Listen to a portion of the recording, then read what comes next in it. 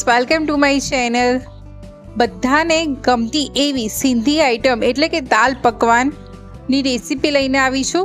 જો તમને આ દાલ પકવાનની રેસીપી ગમે તો એને લાઈક કરજો, શેર કરજો, મારી ચેનલ સબસ્ક્રાઈબ કરજો કે જેથી મારી ચેનલ પર નવી નવી વાનગી તમારા સુધી પહોંચી શકે. તો ચલો આપણે રેસીપીની શરૂઆત કરીએ. એના માટે આપણે 1 કપ તુવેર દાળ લીધી છે અને હાફ કપ મગની મોગલ દાળ. તમે તુવેર દાળની જગ્યાએ ચણાની દાળ બી યુઝ કરી શકો છો. હવે આપણે એને વોશ કરી 4 કલાક માટે એને સોક કરીશું. હવે પકવાન બનાવવા માટે એક બાઉલમાં મેદો, મીઠું અને મુઠ્ઠી પડતું તેલનું મોણ લઈ લઈએ. હવે બધાને તેલ અને લોટને સરસ મિક્સ કરી લઈશું.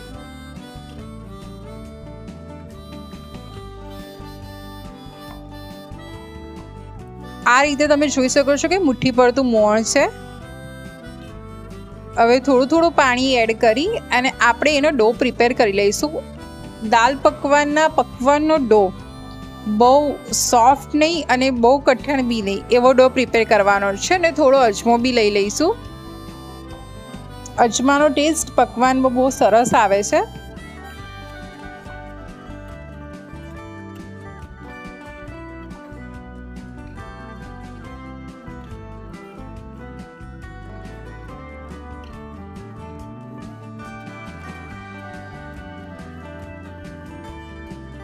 તો આપણો પકવાન માટેનો ડો રેડી થઈ ગયો છે.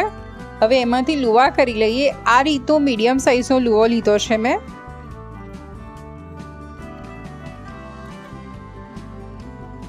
હવે એને પતલો વણી લઈએ.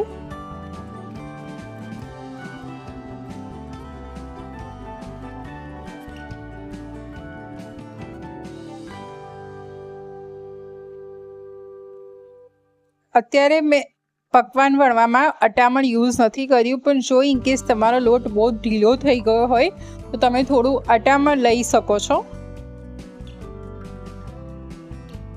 હવે આ રીતે આપણું પકવાનની જે પૂરી છે એ વણાઈને રેડી થઈ ગઈ છે. પણ બધા પકવાન એક શેપ બનાવવા માટે આ રીતનું કોઈ બી કૂકી કટર કે આ રીતનો બાઉલ લઈ લઈશું અને એક્સ્ટ્રા પાર્ટ જે હશે પકવાનનો એ રિમૂવ કરી લઈશું, જેથી બધા પકવાન આપણા એક સાઈઝના બની રહે. પકવાન ફૂલી ના જાય એના માટે ફોર્કથી એમાં કાણા પાડી લઈશું. તો આપણો આ રીતનો મીડિયમ થીક પકવાન રેડી થઈ ગયો છે. હવે એને મીડિયમ ફ્લેમ પર બધી સાઈડથી લાઇટ બ્રાઉન કલર આવે એવો પકવાન તળીને રેડી કરી લઈશું.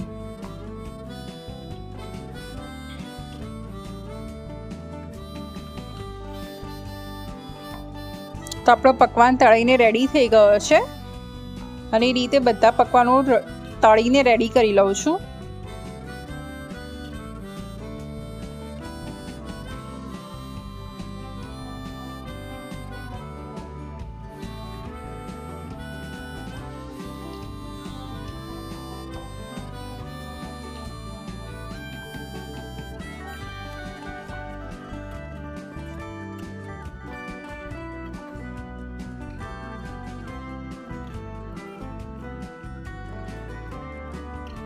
તો આપણા પકવાન તળીને રેડી થઈ ગયા છે. હવે દાળ બનાવવા માટે 4 કલાક પલાળેલી દાળ લઈ લઈએ કુકરમાં. એમાં થોડું મીઠું, હળદર, થોડું લાલ મરચું અને પાણી લઈ 4 વિસલ આવે ત્યાં સુધી આપણે દાળને કૂક કરી લઈએ. 4 વિસલ બાદ આપણે દાળને સરસ મિક્સ કરી લઈએ. જોઈ લઈએ કે આપણી દાળ સરસ ચડી ગઈ છે.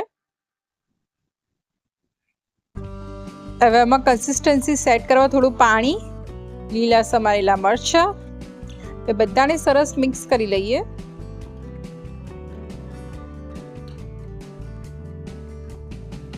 હવે એક વઘાર માટે તેલ ગરમ થાય એટલે એમાં જીરું, વઘારનું સૂકું મરચું અને લીલા મરચાંની સ્લીટ્સ એડ કરી અને વઘાર સાઈડ કરી લઈએ.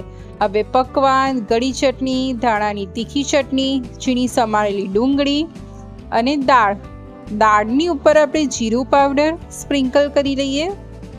લાલ મરચું પાવડર સ્પ્રિંકલ કરી લઈએ અને આપણે જે વઘાર રેડી કર્યો તો એ પોર કરી લઈએ.